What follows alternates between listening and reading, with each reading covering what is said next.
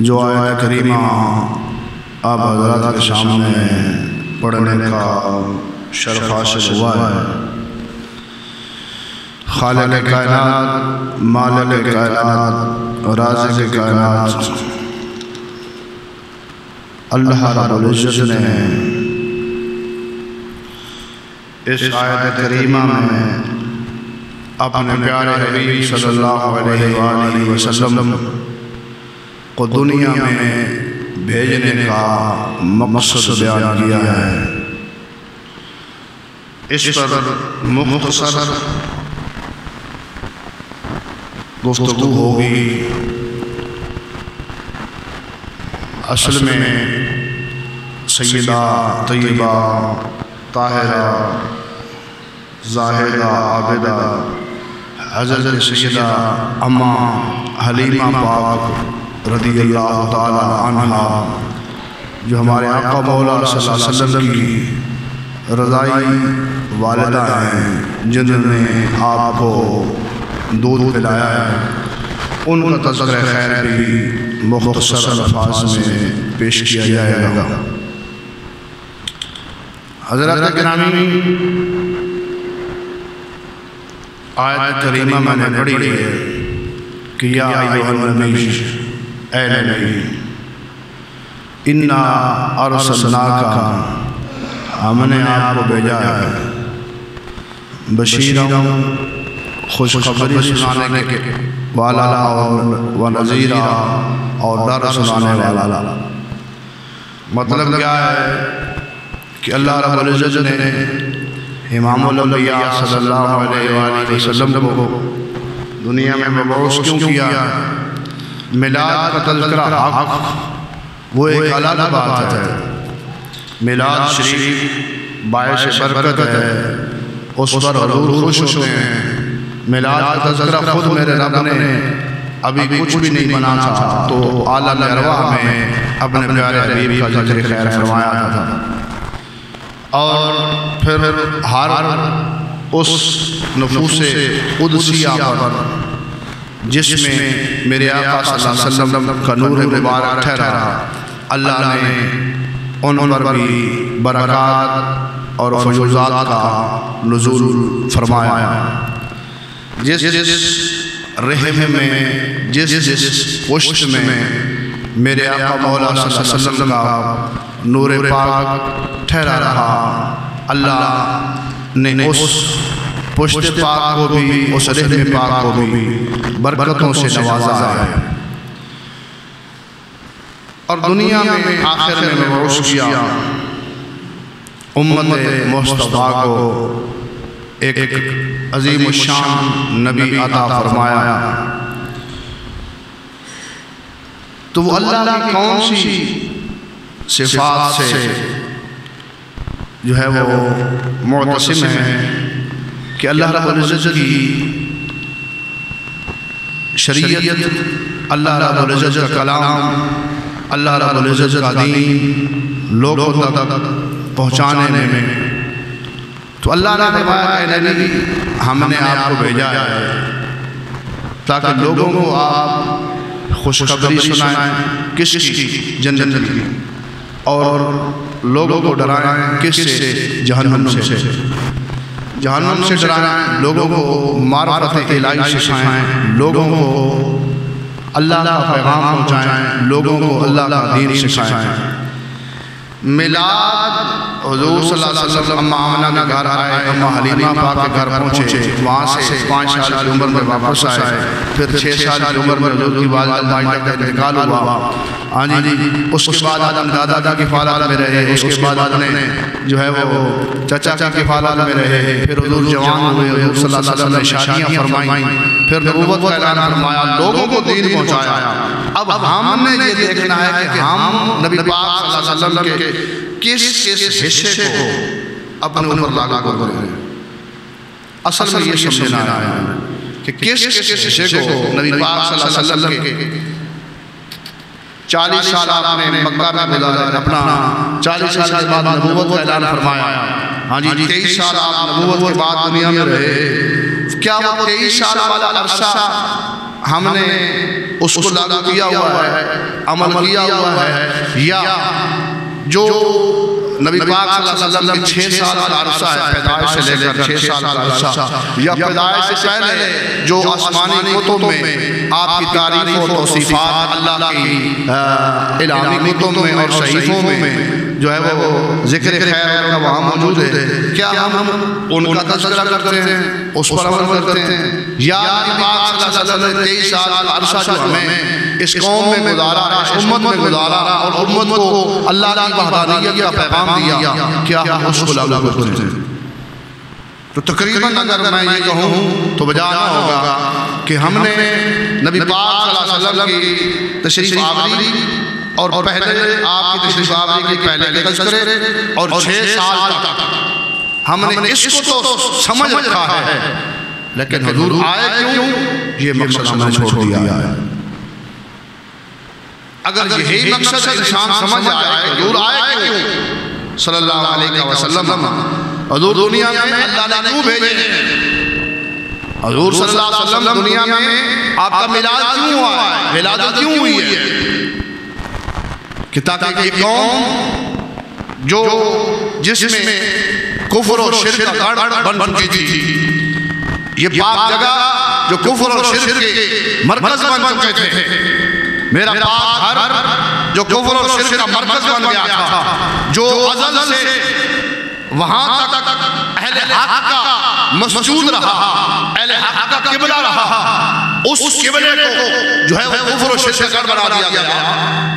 اے محبوب میں نے آپ کو بھیجا ہے تاکہ ان لوگوں کو بتائیں یہ جگہ کفر و شرک کا گڑھ نہیں، یہ اہل حق کے لیے قبلہ و کعبہ کی جگہ ہے، اہل حق کے لیے سجدہ کرنے کی جگہ ہے، اہل حق کے لیے معرفت الہی پہچاننے کی جگہ ہے، اہل حق کے لیے جو ازل سے ابد تک رہا ہے، جو رہے گا قیامت تک، یہ اہل حق کے لیے جو ہے وہ اللہ کی وحدانیت کو سمجھنے کی جگہ رہی ہے۔ اس واسطے میرے محبوب آئے صلی اللہ علیہ وسلم، اے محبوب اس قوم کو یہ بتائیں کہ اہل حق کے ہر دور میں اہل حق اللہ کی بارگاہ میں سجدہ ہوتے رہے، اللہ کی بشارت حاصل کرتے رہے، اور جس نے اللہ کی وحدانیت سے، جس نے اللہ کی توحید سے، جس نے اللہ کو پہچاننے سے منہ موڑا ہے، وہ جو ہے وہ جہنم کا ایندھن بنتے رہے، جہنم کا بالا بنتے رہے۔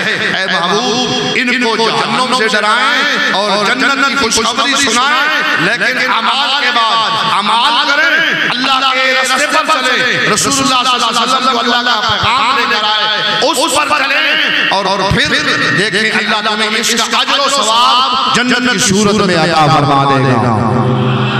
حضور آئے اس وجہ سے صلی اللہ علیہ وسلم، اس پر ایک بخاری شریف کی حدیث ہے کہ نبی کریم علیہ السلام کے شان مقدسہ جو حضرت اس آیت جو میں نے پڑھی ہے، اسی آیت پر ایک آیت اپنا حدیث شریف ہے کہ عن عمر بن العاص رضی اللہ تعالی عنہ ان هذه الآیت التي في القرآن، عمر بن العاص کہتے ہیں اس آیت کریمہ کے متعلق جو میں نے پڑھی کہ یا ایھا النبی انا ارسلناک شاہدا ومبشرا ونذیرا قال فی التوراۃ۔ عمر بن العاص کہتے ہیں کہ یہ جو شان ہے نا نبی پاک کی کہ آپ کو بھیجا ہم نے ڈر سنانے والا اور خوشخبری سنانے والا، یہ شان اللہ نے صرف قرآن میں نہیں بلکہ تورات میں بھی آپ کی شان اللہ نے یہی بیان فرمائی ہے۔ یعنی سابقہ کو تو تورات میں جو جناب موسیٰ علیہ السلام پر نازل ہوئی اس میں بھی اللہ رب العزت نے یہ شان بیان کی ہے کہ ایک نبی آئے گا، ایک نبی آئے گا، اس کی شان یہ ہوگی، اس کی صفات یہ ہوگی، اس کا حکم یہ ہوگا کہ وہ لوگوں کو اللہ کے احکامات سکھائیں گے، اللہ کی جو ہے وہ پیغام پہنچائیں گے، اور لوگوں کو جنت میں لے کے جائیں گے اور لوگوں کو جہنم سے ڈرائیں گے۔ یہ صفات قرآن میں نہیں، اللہ کی نازل کردہ کتاب جناب موسیٰ پر تورات میں بھی یہ شان موجود ہے۔ اس کے بعد سنیں نبی پاک علیہ السلام کو اللہ رب العزت نے یہ شان دی ہے، اس میں آپ کی صفتیں لکھی ہیں کہ وہ کون ہیں؟ وہ انت عبدی و رسولی، وہ میرے بندے ہیں اور میرے رسول ہیں۔ ان کا نام متوکل ہے، یعنی اللہ پر توکل کرنے والے ہیں۔ اور لیسا بفظ ولا غلیظ، وہ نہ آؤٹ آف رینج الفاظ بولتے ہیں نہ بد اخلاقی کرتے ہیں، یعنی کوئی لفظ ایسا نہیں بولتے جس سے اگلے کو تکلیف ہو، اور کوئی لفظ ایسا نہیں بولتے جس سے بد اخلاقی ظاہر ہو، بلکہ ان کا خلق عظیم پر فائز ہے۔ حضرت عائشہ نے پوچھا، حضرت عائشہ سے کسی نے پوچھا رضی اللہ تعالی عنہ کہ نبی پاک کا اخلاق کیا ہے؟ انہوں نے کہا کہ آپ نے قرآن نہیں پڑھا، سارا قرآن ہی تو حضور کا اخلاق ہے۔ اور اس کے بعد فرمایا ولا صحابہ بالاسواق، بازاروں میں شور شرابہ کرنے والے نہیں ہیں بلکہ بازاروں میں نظر جھکا کے چلنے والے ہیں۔ یہ حضرت عمر بن عاص نبی پاک کی صفتیں بیان کر رہے ہیں، جو یہ صفت قرآن میں ہے کہ آج محمد بن اللہ کا شاہدہ و بشرہ و نذیرہ، یہ تورات میں بھی ہے۔ حضرت عمر بن عاص کہتے ہیں کہ تورات میں یہ صفتیں موجود ہیں، وہ نبی نام نعوذ باللہ بد اخلاق ہیں، نہ ان کی کوئی بد اخلاقی سے وہ لوگوں سے بات کریں گے، ان کا اخلاق بھی اعلیٰ ہوگا، ان کے اخلاق کے خلق عظیم پر فائز ہوگا۔ وہ بازاروں میں چلیں گے تو نظر جھکا کے چلیں گے۔ آگے فرمایا کہ وہ کسی سے جو ہے وہ بدلہ لیں گے، نہ کسی سے جو ہے بری بات کریں گے، اور فرمایا کہ وہ اس قوم میں آئے جو قوم بگڑی ہوئی ہے، وہ اللہ کے احکامات کی وجہ سے اس قوم کو سیدھا کر کے، جو ٹیڑھی قوم ہے، سیدھا کر کے لا الہ الا اللہ محمد رسول اللہ کا غلام بنائیں گے۔ یہ بخاری شریف کی حدیث تھی جو میں نے آپ حضرات کے سامنے پڑھی ہے۔ دوسری حدیث پاک اس پر صادق آتی ہے، اس کی سمجھنے میں شرح ہے حدیث پاک۔ وہ روایت کرنے والے مولا علی ہیں، لکھنے والے شاہ عبدالحق محدث الہآبادی الدر المنظم کے اندر لکھتے ہیں کہ مولا علی فرماتے ہیں رضی اللہ تعالی عنہ کہ ایک یہودی، اب دیکھیں نا کہ وہ کس طرح خلق عظیم پر فائز ہیں، نبی پاک کی ذات کس طرح اخلاق کے اعلیٰ درجے پر فائز ہے۔ ہمیں ماڑی سی بات کہتے تو ہم بد اخلاقی پر آ جاتے ہیں، نہیں۔ اور یاد رکھ لو قیامت والا جب نیکیوں کا جو ہے وہ موازنہ ہوگا، نیکیاں تولی جائیں گی، ان میں سب سے وزنی نیکی پتہ کون سی ہوگی؟ جس کا اخلاق اچھا ہوگا۔ اچھا کہتے ہیں سبحان اللہ، کیوں کہ نبی پاک اعلیٰ اخلاق پر فائز تھے۔ پھر امتی چلو اعلیٰ اخلاق پر نہیں تو حضور کی سنت پر عمل کر سکتا ہے کہ نہیں کر سکتا؟ اچھا کہتے ہیں سبحان اللہ۔ جناب مولا علی رضی اللہ تعالیٰ عنہ روایت کرتے ہیں ایک یہودی جس کا نبی پاک علیہ السلام نے کچھ قرض دینا ہے، یہودی آکے مطالبہ کر رہا ہے، روک کر کہتا ہے محمد صلی اللہ علیہ وسلم آپ مجھے میرا قرض لوٹائیں۔ میرے آقا نے فرمایا اے یہودی سن لے، میرے پاس اس ویلے قرض کوئی نہیں، میں تیرا قرض فلاں مدت تک لوٹا دوں گا۔ مولا علی فرماتے ہیں رضی اللہ تعالیٰ عنہ کہ یہودی نے جب یہ بات کی، میرے آقا صلی اللہ علیہ وسلم نے یہ بات فرمائی، یہودی نے جب سنا کہنے لگا نا اے محمد صلی اللہ علیہ وسلم آپ میرا قرض لوٹائیں، نہیں تو آپ یہاں بیٹھے رہیں۔ میرے دوستوں، اللہ نے آپ کو اخلاق کے اعلیٰ درجے پر فائز فرمایا۔ میرے آقا کریم صلی اللہ علیہ وسلم اس یہودی جس کو آپ نے قرض لوٹانا ہے، اس سے کہنے پر وہیں ٹھہر گئے، حتیٰ کہ مولا علی فرماتے ہیں آپ صلی اللہ علیہ وسلم نے 5 نمازیں وہیں یہودی کے پاس ادا فرمائیں۔ یہودی کو قرضہ دینا ہے، یہودی مطالبہ کرنا ہے، صحابہ کہتے ہیں یا رسول اللہ ہمیں حکم دیں، ہمیں یہودی کو مزہ چکھائیں۔ میرے آقا نے فرمایا نہیں، اے میرے صحابہ، اللہ نے مجھے رحمت للعالمین بنا کے بھیجا ہے، اللہ تعالیٰ نے مجھے رحمت للعالمین کے اعلیٰ درجے پر فائز فرمایا، میں سب کے لیے رحمت بن کے آیا۔ میرے دوستوں بزرگوں، صبح ہو گئی، میرے آقا وہیں تشریف فرمائے. اس کو کہتے ہیں اخلاق کے اعلیٰ درجے پر اللہ نے آپ کو فائز فرمایا. صبح کا ویلا یہودی کہنے لگا یا رسول اللہ صلی اللہ علیہ وسلم، مولا علی فرماتے ہیں ہم دیکھ رہے ہیں صبح ہو گئی. یہودی کہنے لگا یا رسول اللہ صلی اللہ علیہ وسلم، جو کلمہ ان صحابہ کو پڑھایا ہے وہ کلمہ مجھے بھی پڑھا کے اپنا غلام بنا لے. فرمایا وجہ کیے؟ اب کیا وجہ؟ یا رسول اللہ صلی اللہ علیہ وسلم، یہودی کہنے لگا قرض کا مطالبہ میرا پہلے بھی ارادہ کوئی نہیں تھا، لیکن میں نے تورات پڑھی ہے. تورات میں یہ لکھا ہے اللہ آخر میں جناب محمد رسول اللہ کو مبعوث فرمایا جو اخلاق کے اعلیٰ درجے پر فائز ہوں گے، نہ کسی سے جھگڑیں گے، نہ کسی سے بدکاری کریں گے، نہ ان کا بد چلن ہوگا. ان کا چلنا بھی اعلیٰ، ان کا اخلاق بھی اعلیٰ، ان کا بولنا بھی اعلیٰ، ان کا بیٹھنا اٹھنا ہر کم اعلیٰ درجے پر فائز ہوگا.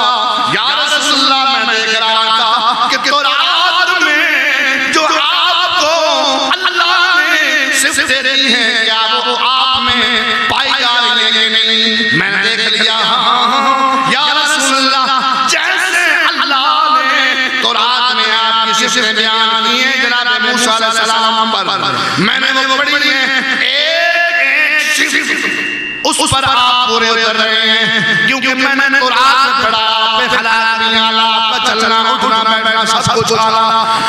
یا رسول اللہ صلی اللہ علیہ وسلم میں نے اخلاق دیکھنا تھا، صفات کو اپنے دل میں یقین بٹھانا تھا.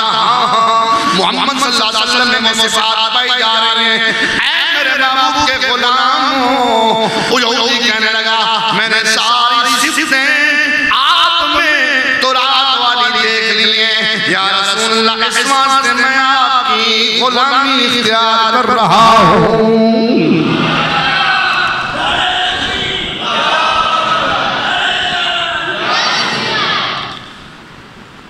اس واسطے میں آپ کی غلامی اختیار کر رہا ہوں. اس واسطے نبی پاک صلی اللہ علیہ وسلم کی شان آسمانی کتب میں، آسمانی شعائر میں اللہ نے بیان کی ہے. اور پھر اسی اخلاق کے اعلیٰ درجے پر فائز جناب محمد رسول اللہ صلی اللہ علیہ وسلم نے آپ کے اس اخلاق کی وجہ سے، آپ کے پیار کی وجہ سے پھر 23 سال کے عرصے میں ہر جگہ یہی جھنڈا لہرایا لا الہ الا اللہ محمد رسول اللہ. اب تھوڑا سا حضور کی رضا ایمان کا تذکرہ آپ کی خدمت میں گوش گزار کر دوں. نبی پاک علیہ السلام کو اللہ رب العزت نے جب دنیا میں بھیجا تو عرب میں یہ دستور تھا کہ اپنے بچوں کو دیہات کی فضا میں بھیجتے جب پیدا ہوتا اور اچھے خاندان کی عورت سے دودھ پلایا کرتے تھے اجرت کے طور پر. تو جب نبی پاک صلی اللہ علیہ وسلم پیدا ہوئے آپ دنیا میں تشریف لائے، میں نے کہا نا کہ نبی پاک صلی اللہ علیہ وسلم کی زندگی مبارک کے حصے ہیں. آپ کی پیدائش سے پہلے آپ کی شان ہے، آپ کی پیدائش کے بعد 6 سال تک آپ کی شان ہے، پھر جناب عبد المطلب کی کفالت میں آپ کی شان، جناب ابو طالب کی کفالت میں آپ کی شان، پھر اس مکہ میں جتنا عرصہ گزارا وہ شان، اعلان نبوت فرمایا وہ شان، اور پھر 23 سال کے عرصہ میں قوم کو لا الہ الا اللہ محمد رسول اللہ کا پیغام پہنچایا وہ شان. اب ہم نے یہ دیکھنا ہے کہ ہم کس شان پر عمل کر رہے ہیں، کس شان پر عمل کر رہے ہیں. ساری شانیں حق ہیں، وہ تو نوازات ہوئے، وہ تو برکات کی حضور آئے، لیکن حضور آئے کیوں؟ خوشخبری سنانے کے لیے اور ڈر سنانے کے لیے. یار یہ سمجھے حضور کا مقصد میلاد کیا ہے، مقصد ولادت کیا ہے، اللہ نے اپنے محبوب کو بھیجا کیوں ہے کہ جس قوم میں کفر و شرک بڑھ چکا ہے اس قوم کو اس ظلمت اور اندھیروں سے نکال کر نورانیت میں لا کے اس وحدانیت کے سامنے سج جو ہے وہ سجدے میں رکھوا دے. یہ مقصد ہے میرے آقا صلی اللہ علیہ وسلم کا. بہرحال حضرت جناب سیدنا حضرت عبدالمطلب نے تلاش شروع کی کہ ہم نے بچے کو دودھ پلانا ہے اور بچہ بھی اعلیٰ اخلاق کے درجے پر فائز ہے. جس کی بشارتیں جناب عبدالمطلب کو بھی مل چکی تھی، جناب عبداللہ پاک کی بارگاہ میں بھی پہنچ چکی تھی، جناب آمنہ پاک کی ولادت سے قبل بھی پہنچ چکی تھی، اور حضور صلی اللہ علیہ وسلم کی دنیا میں آنے سے پہلے بھی بشارتیں ان کے پاس پہنچ چکی تھی کہ بچہ ہوگا عالی شان، بچہ ہوگا نبیوں کا امام، بچہ ہوگا جو ہے وہ رحمت للعالمین، بچہ ہوگا جو ہے وہ پورا اخلاق کے اعلیٰ درجے پر فائز ہوگا. اب اس کے لیے اعلیٰ عورت کا تلاش کرنا ہے جو اس کو دودھ نوش کرائے، کیونکہ بچہ بھی اعلیٰ ہے اور اس کے لیے ماں کو بھی اعلیٰ تلاش کرنا ہے. جناب عبدالمطلب کہتے ہیں کہ میں نے دیکھا کچھ لوگ ہمارے مکہ میں آئے، انہوں نے آ کر اپنی جھوپڑیاں لگائی تو سب عورتیں مکہ میں پھیل گئیں. کسی کے گھر بچہ ہے، کسی کے گھر بچہ، ان کو بچے مل گئے. یہ تذکرے آپ نے سنے ہیں، لیکن کر اسی سے دوبارہ رہا ہوں کہ دن کو سکول پہنچے، اما حلیمہ پاک اگر راضی ہو گئی تو حضور بھی راضی ہو جائیں گے، کیونکہ حضور صلی اللہ علیہ وسلم کی خدمت بڑی کرتے تھے. بعد میں میں آخر میں بتاتا ہوں، ذرا کہہ دیجئے سبحان اللہ. حضرت عبدالمطلب کہتے ہیں کہ ہر عورت کو بچہ مل گیا، ہمارے بچے کی طرف دیکھتا ہی نہیں تھا کہ ان کا باپ نہیں ہے، ان کے باپ نہیں ہے، انہوں نے ہمیں مجرد کیا دیں گے، قیمت کیا دیں گے. وہ مقرر ہوتا ہے سال رکھنا ہے، 2 سال رکھنا ہے، 2 سال کے اتنے جو ملیں گے، میری کھجوریں ملیں گی، یا اتنے درہم و دینار ملیں گے. اس وقت ایک رواج تھا تاکہ دیہات میں بچہ فصیح زبان بھی سیکھ لے اور اس کی نشو و نما بھی، صحت بھی اس کی تگڑی ہو جائے دیہات کے ماحول میں. تو اسی طرح جناب عبدالمطلب کہتے ہیں کہ پھر ہم نے بھی دیکھا ہمارے پاس کوئی نہیں آیا. اب مکے کی عورتوں کو، مکے کے بچے ان عورتوں کو مل گئے، سب کو مل چکے. ایک رہ گئی جن کا نام تھا حلیمہ سعدیہ رضی اللہ تعالی عنہ. اب دیکھو علماء کو تذکرے ہو رہے ہیں دوسرے کے، لیکن نام یاد کوئی نہیں. وہ بچے ان کے تذکرے ہو رہے ہیں کہ پتہ کوئی نہیں کون ہے، لیکن جس بچے کو اما حلیمہ نے اٹھایا اس بچے کا نام بھی دنیا میں آج موجود ہے. اس کی وجہ سے، اس کی وجہ سے دنیا بنی، اور اس بچے کی وجہ سے اللہ نے اما حلیمہ پاک کو بھی مقام اور فضیلت عطا فرما دی ہے. حضرت عبدالمطلب کہتے ہیں کہ وہ حلیمہ پاک بچ گئی. حضرت اما حلیمہ خود فرماتی ہیں، سیرت ابن ہشام کے اندر لکھا ہے کہ میں دیکھ رہی تھی سب اپنے اپنی جھونپڑیوں میں بچے لے آئے، میں کیا جاتی ہوں مجھے نہیں ملا.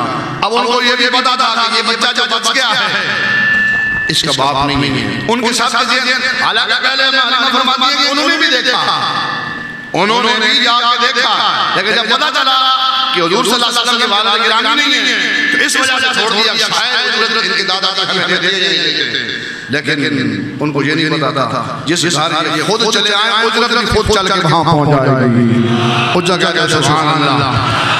اما حلیمہ رضی اللہ تعالی عنہ، جناب عبدالمطلب فرماتے ہیں رضی اللہ تعالی عنہ، اما حلیمہ کہتی ہیں اپنے شوہر سے ابھی بچہ میرا کوئی نہیں. شوہر کہنے لگے چلو پھر چلتے ہیں واپس. کہنے لگے نا ہم بچہ حاصل کر لیتے ہیں. فرمایا کون سا؟ کہ وہی جس کا باپ کوئی نہیں. اب اپنے شوہر سے یہ باتیں ہو رہی ہیں. جناب حارث فرماتے ہیں، حارث بن حلیمہ پاک کے شوہر کا نام، آپ فرماتے ہیں جاؤ ٹھیک ہے پھر لے آؤ.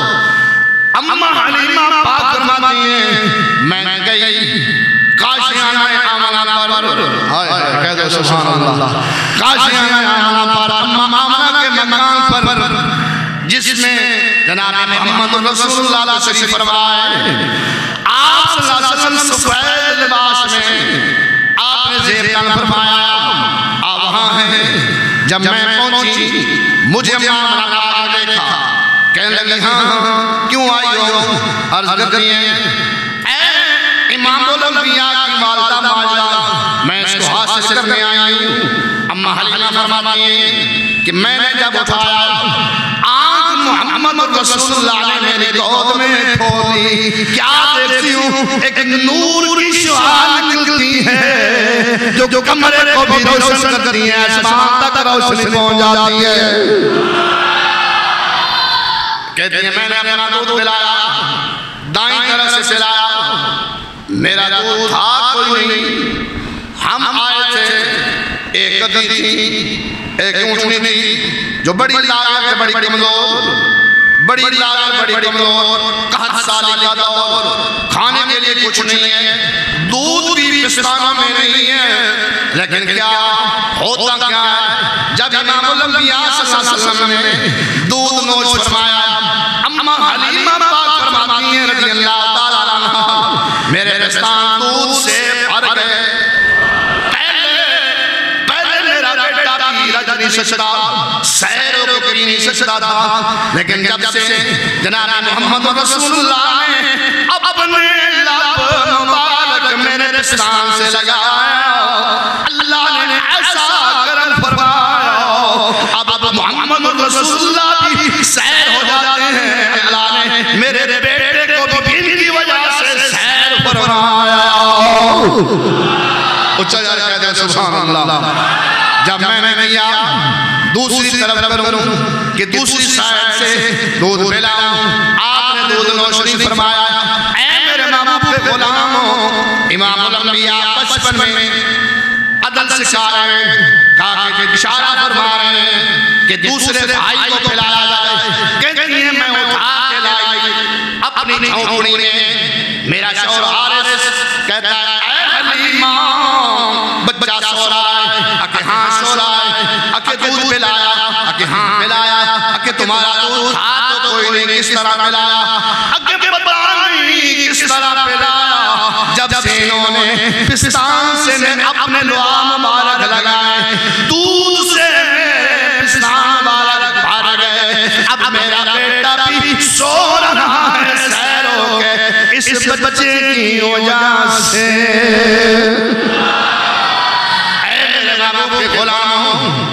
جس طرح میں محمد نے کہا تھا کہ برکت آیا تھا ہمارے گھر، مبارک آیا تھا ہمارے گھر، برکت ہو گئی ہماری جھونپڑی میں، اسی طرح شروع میں جناب اماں حلیمہ پاک کی جھونپڑی میں برکت آ گئی۔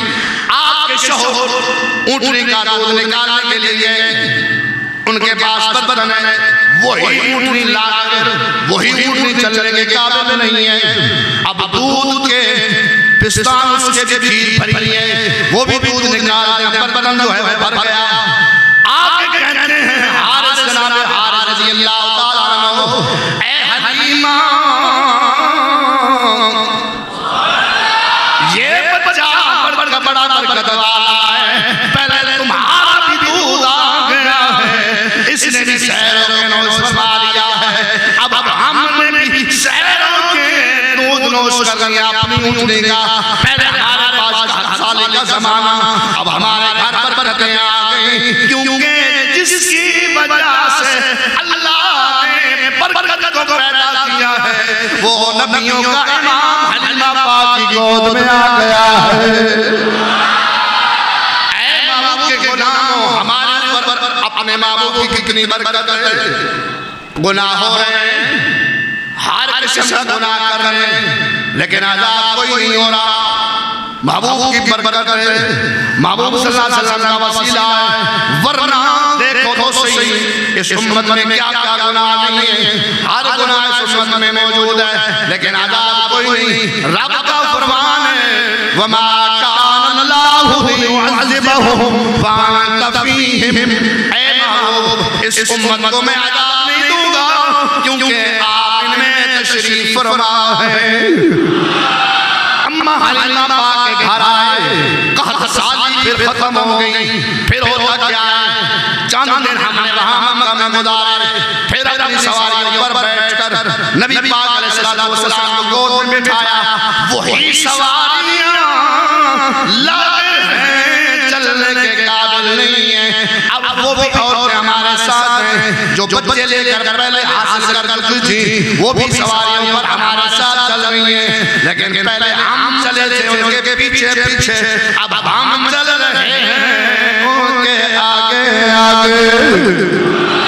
اور کہنے لگی ہے حلیمہ وجہ کیا ہے، وجہ کیا ہے، وجہ کیا ہے، بڑا تیز تمہارا یہ گدھا بھی چل رہا ہے، یہ اونٹ بھی چل رہا ہے، وجہ کیا ہے؟ آپ نے فرمایا اے بنو سعد کی عورتوں، پہلے ہم اپنی قوت طاقت پہ چل کے آ رہے تھے، اب جو کچھ بھی ہے اس بچے کی قوت اور طاقت کی وجہ سے اللہ نے ہمیں عطا کر دیا ہے۔ حلیمہ ذرا بچہ تو دیکھا، بچہ تو دیکھا کیسا ہے؟ آپ نے فرمایا میرا بچہ بڑا سونا، نبیوں کا انعام۔ جب میں نے آنکھ کھولی، اس نے آنکھ کھولی میری گود میں، اس کے آنکھ مبارک سے نور نکلا، ایسا بچہ۔ شاعر بڑی سونی گل کی تھی، شاعر کیا لگتا ہے؟ شاعر کہتا ہے کہ اما حلیمہ پاک نے فرمایا سونا منونا تیرا لالی کوئے سادیاں واریاں سونا من موڑا بیبیاں تیرا لالی کوئے سادیاں واریاں۔ کتنا خوبصورت ہے، کتنا سونا ہے، قرآن میں گواہی دی وَالضُّحَىٰ وَاللَّيْلِ إِذَا سَجَىٰ۔ چہرہ ضحیٰ کی قسم، واللیل کی زلفوں کی قسم، چہرہ ضحیٰ اما حلیمہ پاک کی گود میں، زلف اما حلیمہ پاک کی گود میں، اب وہ چیزیں چل رہی ہیں جس کی قسمیں چہرے کی میرے رب نے اٹھائیں، جس کی سینہ پاک کی قسمیں میرے رب نے اٹھائیں، جس کی ہر چیز کی قسمیں اللہ نے اٹھائیں، جس کی کالی کملے کی قسمیں میرے اللہ نے یوں بیان فرمائی یا ایوہ المزمل، اے چادر اوڑھنے والے، اے کالی کملے والے کی مجھے قسم ہے، میرے دوستو اللہ رب العزت نے اپنے محبوب کی شان میں قسمیں اٹھا کر بیان فرمائی۔ اب وہ ہاتھ حلیمہ پاک رضی اللہ تعالی عنہا ان سب جو ہے بنو سعد کی عورتوں کو بتا رہی ہے، میری